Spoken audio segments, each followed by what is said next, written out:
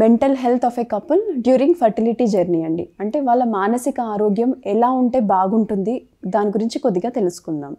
So first point వచ్చేసి open communication. ఏదున్నా husband and wife కూర్చొని వాళ్ళు ఏం అండర్గో అవుతున్నారు, వాళ్ళ లైఫ్లో ఏ స్ట్రెస్ అవుతుంది, మెడిసిన్స్ వేసుకుంటే ఎలా రియాక్షన్ ఉంది, నైట్ నిద్ర పడుతుందా లేదా, దానివల్ల ఒకరికి ఒకరు ఏ విధంగా వాళ్ళు హెల్ప్ఫుల్ ఉంటారో కొన్ని థింగ్స్ సార్ట్ అవుట్ చేసుకుంటే, ఏదైనా ఓపెన్గా మాట్లాడుకుంటే థింగ్స్ సెటిల్ డౌన్ అవుతాయండి. సో దట్ మీరు స్ట్రెస్ ఫ్రీ ఉంటారు. నెక్స్ట్ పాయింట్ వచ్చేసి సీకింగ్ ప్రొఫెషనల్ హెల్ప్ అండి. ఒకవేళ మీరు కన్సీవ్ కావాలి అని అనుకునేటప్పుడు కొన్ని తీసుకోవాల్సిన జాగ్రత్తలు ఉంటాయి. అవి మీకు తెలిసి ఉండొచ్చు, అయినా కొన్ని తెలియకపోవచ్చు. ఒకసారి మీరు కన్సీవ్ కావాలి, ఇంకా ఇప్పట్లో ప్రెగ్నెన్సీ వస్తే బాగుంటుంది అని అనుకున్నప్పుడు ఒక ప్రొఫెషనల్ హెల్ప్ తీసుకోండి. జనరల్ గైనకాలజిస్ట్ కానీ లేదా మీ దగ్గరలో ఉండే ఎవరైనా డాక్టర్స్ని కానీ ఒకసారి సంప్రదించండి. దానివల్ల ఇది ప్రీ కన్సెప్షనల్ కౌన్సిలింగ్ అంటాం.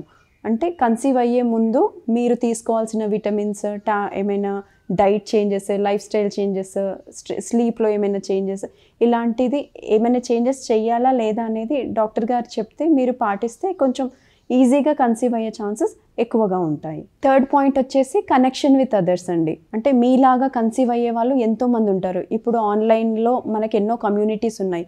Who are about to conceive కానీ, లేదా ప్రెగ్నెన్సీ రావడంలో కష్టం అవుతుంది అని అనుకునే గ్రూప్స్ కానీ కమ్యూనిటీస్ కానీ ఉన్నాయి. అంటే మీకు మీ సీనియర్స్ లైక్ మీ ఇంట్లో ఎల్డర్స్, మీ అక్క వాళ్ళు, పిన్ని వాళ్ళు, అలా వాళ్ళు ఆల్రెడీ ఈ జర్నీ అంతా ఫేస్ చేసి వచ్చిన వాళ్ళ హెల్ప్ తీసుకోండి. సో దట్ మీకు కొన్ని టిప్స్ దొరుకుతాయి, ట్రిక్స్ దొరుకుతాయి. ఎందుకంటే అందరికీ డాక్టర్ దగ్గరికి వెళ్ళి తీసుకునేంత ఛాన్సెస్ కూడా ఉండవు కాబట్టి ఒక్కోసారి సీనియర్స్ హెల్ప్ తీసుకోండి. ఫోర్త్ థింగ్ వచ్చేసి ప్రాక్టీసింగ్ సెల్ఫ్ కేర్ అండి. సో సెల్ఫ్ కేర్ అంటే మీకు మీ మెంటల్ హెల్త్, ఫిజికల్ హెల్త్ రెండు బ్యాలెన్స్గా ఉండేటట్టు చూసుకోండి. సో మెంటల్ హెల్త్కి వచ్చేసి ఫస్ట్ థింగ్ మీ స్లీప్ అండి. మీ నిద్ర ఖచ్చితంగా నైట్ 10 o'clock నుంచి మార్నింగ్ 5 వరకు మీకు మంచి గుడ్ నైట్ స్లీప్ ఉంది అంటే డెఫినెట్గా మీ హార్మోనల్ బ్యాలెన్స్ కానీ, మీ వెయిట్ రెగ్యులేషన్ కానీ, మీ డైటరీ మెటబాలిజమ్స్ కానీ అన్నీ కంట్రోల్లో ఉంటాయి. సో సెల్ఫ్ కేర్లో first thing sleep. Next thing వచ్చేసి మీ ఎక్సర్సైజ్. అట్లీస్ట్ ఒక 1/2 hour మట్టుకు ఎందుకు కాదు, ఒక మోడరేట్ ఇంటెన్సిటీ ఎక్సర్సైజ్ ఏమి చేయలేకపోయినా అట్లీస్ట్ ఇంటి చుట్టూ వాకింగ్ చేయడము, ఇవి లేదా ఒక 1/2 hour యోగా చేసుకోవడము, వీటి వల్ల ఎంతో కొంత మంచి హార్మోన్స్ అనేవి బాడీలో రిలీజ్ అవుతాయి. కాబట్టి మీరు స్ట్రెస్ ఫ్రీ, మెంటల్గా బాగుంటుంది, ఫిజికల్గా కూడా హార్మోనల్ రెగ్యులేషన్ అంతా బాగుంటుంది. లాస్ట్ థింగ్ అండి, educating your self and your partner. So మీకు కొంతమందికి పీరియడ్స్ రెగ్యులరా ఇర్రెగ్యులరా అనేది కూడా డౌట్. కొంతమంది చిన్నప్పటి నుంచి 3 monthsకో 4 monthsకో పీరియడ్ వస్తుంటుంది, అదే రెగ్యులర్ పీరియడ్స్ అని అనుకునే వాళ్ళు కూడా ఉన్నారు. బట్ రెగ్యులర్ పీరియడ్స్ అంటే 21 days to 35 days లోపు పీరియడ్స్ ప్రాపర్గా వచ్చాయంటే అది రెగ్యులర్ పీరియడ్స్. కొన్ని అంటే ఫర్టిలిటీ విండో అంటాం, అంటే ఏ టైంలో కలిస్తే మనకి కన్సీవ్ అయ్యే ఛాన్సెస్ ఎక్కువ ఉంటుంది దాని గురించి.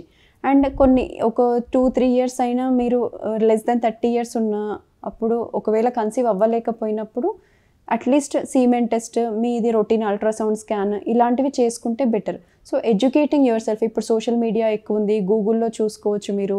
అంటే మీ పీరియడ్ ప్యాటర్న్ అనేది నార్మల్ ఉందా లేదా, మీ సెక్షువల్ లైఫ్ అనేది కూడా నార్మల్ ఉందా లేదా, ఇలాంటివి కూడా మీరు క్రాస్ చెక్ చేసుకోండి. ఏ డౌట్ వచ్చినా మీరు ప్రొఫెషనల్గా హెల్ప్ తీసుకోండి, దాంట్లో తప్పేం లేదు.